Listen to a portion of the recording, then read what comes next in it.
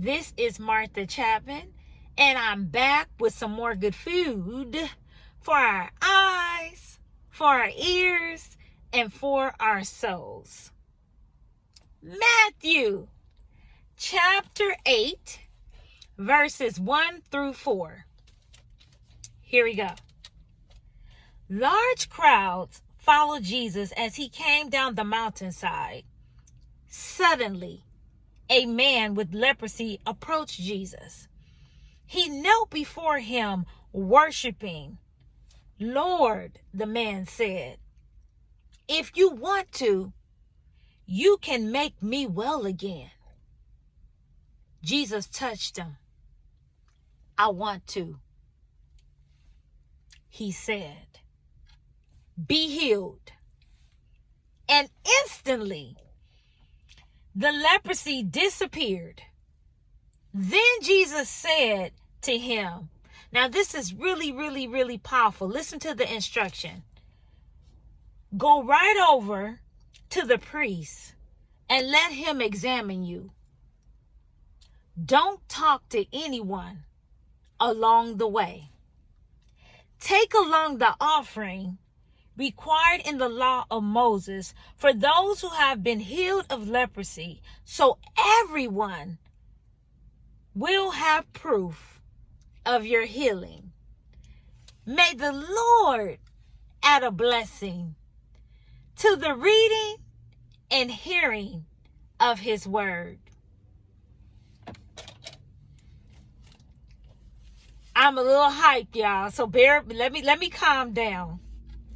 Because anytime it deals with healing, I'm a personal testimony teller of that. This man that was sick with leprosy, the first thing he did, he was bold enough to ask. He asked Jesus, "Will you heal me? If you want to, will you heal me?" And Jesus was so just right on it. He knew, "I want to be healed." And then the man knew he was healed. Did you notice that he didn't question, like, "Am I healed from leprosy?" Jesus was like, "I want to be healed." Then he gave him clear instruction. Wait, let me go back to the crowd. You know how when crowds form, you know something's going on. Either it's something good, either it's celebrative, it could be something not so good. But whenever there's a crowd stirring, pay attention. So there's a crowd stirring, right? A large crowd. And in the crowd, this man comes forth. He asks, can he be healed? Jesus healed him right there and there. And then he gives him clear instruction. And this right here is important, because when Jesus tells him not to talk, in other words, don't tell nobody what I did, but what I need for you to do is hold that blessing and go on over and get checked to validate that you have been checked. In other words, I've done what you've asked.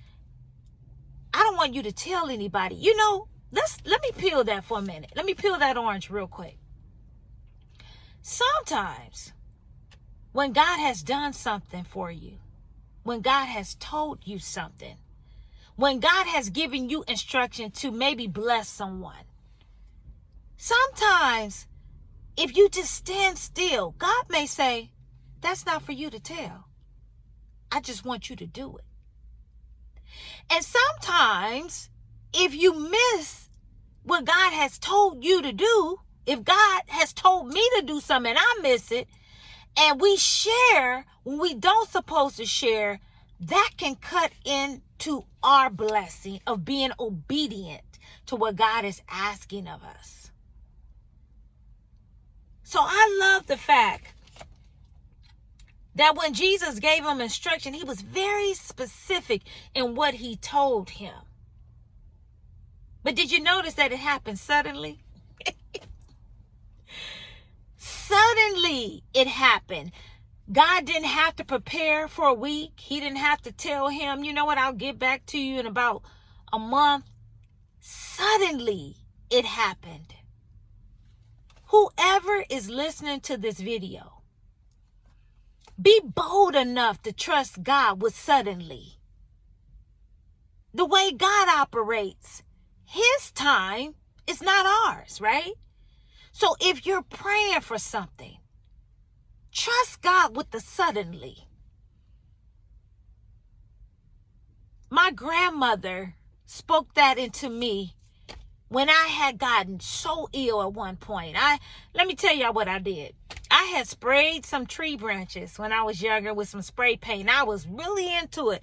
And I was close on those branches. And the next day I could hardly breathe. I was so weak. My mother and my grandmother, everybody just so concerned about trying to get me to the hospital.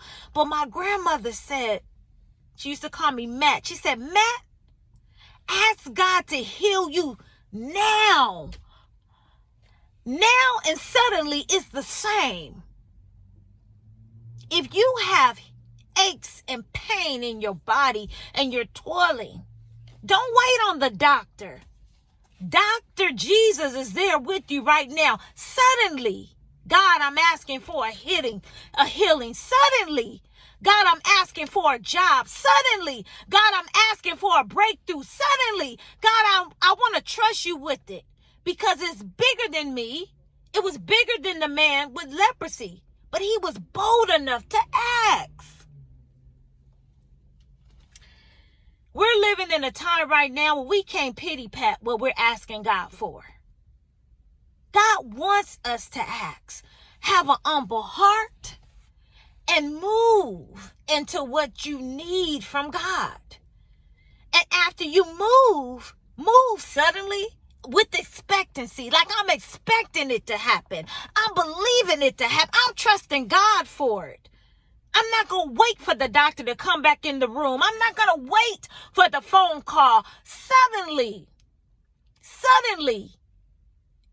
be healed. Suddenly believe and trust that it happened for you. Lastly, God said proof.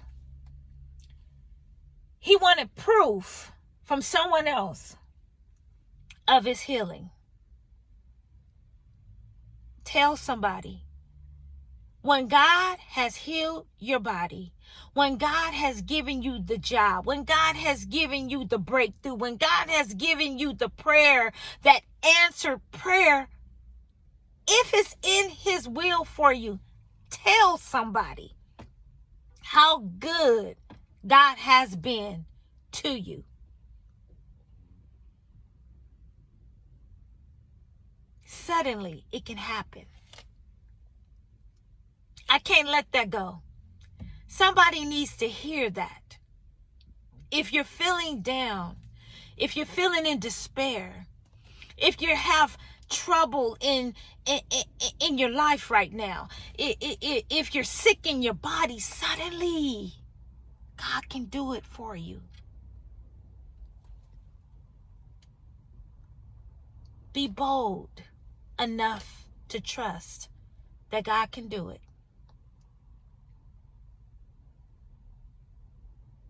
He's a miracle worker. He's a doctor in the court. He's a doctor in the sick room, a lawyer in the courtroom. He's everything you need. But just be bold enough to ask, trusting that it happened suddenly. May this word bless you. May it remind you that whatever you're praying for, it can happen right now as you're listening to this video. It can happen for you. Be blessed. Keep believing in the God that can do it. Waymaker, miracle worker, promise keeper, light in the darkness, my God, that is who you are. Oh my. Be blessed by this word. May it give you a renewing in your spirit.